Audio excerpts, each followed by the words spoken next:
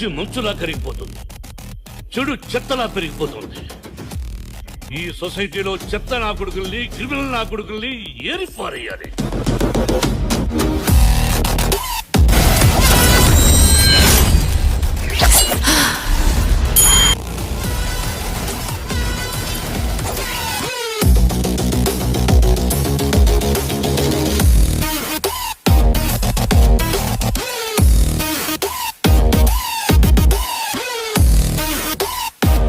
సింహం అవ్వాలని ప్రతి కుక్కకి ఉంటుంది,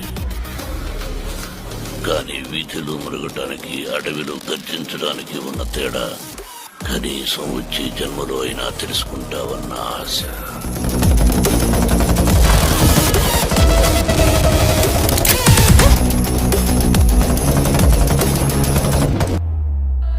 అసలు ఒక అమ్మాయి ఏం చేయగలదో నీకు తెలుసా?